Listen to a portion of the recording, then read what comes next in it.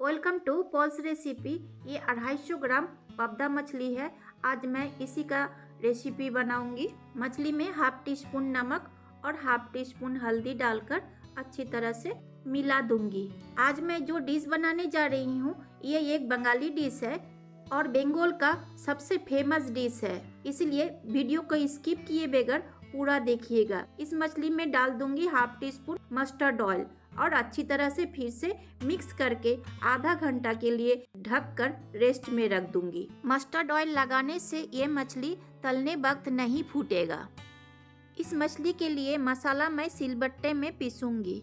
ले रही हूँ हाफ टी स्पून पीला सरसों, हाफ टी स्पून काला सरसों, 1 टीस्पून पोस्तो और 3 हरी मिर्च।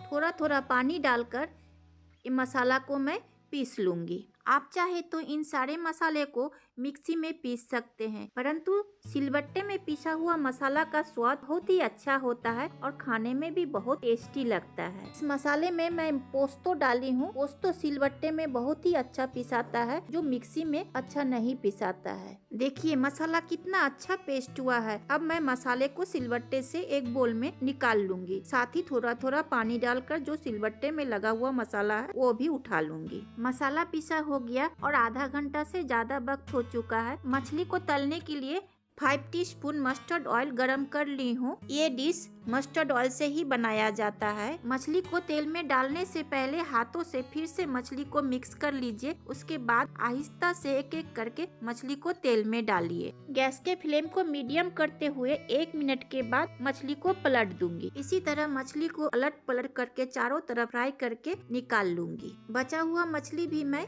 इसी तरह से फ्राई करके निकाल लूंगी। मछली को तलते वक्त थोड़ा ज्यादा तेल ही फ्राई पैन में डालना चाहिए, क्योंकि उसी तेल में ग्रेवी बनाने से ग्रेवी का स्वाद दोगुना हो जाता है। बचा हुआ तेल में 3 सूखी मिर्च और 1/4 टीस्पून कलौंजी डालकर 15 सेकंड तक फ्राई करके डाल दीजिए। कटा हुआ टमाटर और 3 हरी मिर्च। टमाटर और हरी मिर्च को कलछी के सहारे तेल में अच्छी तरह से मिलाते हुए डाल दीजिए। स्वाद अनुसार नमक और टमाटर और हरी मिर्च को सॉफ्ट होने तक पकाएंगे। देखिए टमाटर और हरी मिर्च सॉफ्ट हो चुका है। ये सॉफ्ट होने में 2 मिनट का वक्त लगा है। डाल दूंगी 1 कप पानी। साथ ही डालूंगी हाफ टी स्पून हल्दी पाउडर, 1/4 टीस्पून देगी मिर्च पाउडर। ये सिर्फ कलर के लिए डाल रही हूँ, ये ऑप्शनल है। आप चाहे तो दीजिएगा, नहीं तो नहीं दीजिएगा। इन सभी चीजों को मिक्स करते हुए उबाल आने का इंतजार करूंगी। उबाल आते ही फ्लेम को लो मीडियम करके फ्राई किया हुआ मछली को ग्रेवी में डालकर कलछी के सहारे सभी मछली को ग्रेवी में डुबो दीजिए। ये मछली का डिश है, मगर इसमें प्याज, लहसुन, अदरक कुछ भी नहीं दिया जाता है। गैस का फ्लेम को मीडियम करते हुए उबाल आने का इंतजार कीजिए। उबाल आते ही डाल दीजिए पिसा हुआ मसाला। कलछी के सहारे मसाले को ग्रेवी के साथ मिक्स कर दीजिए।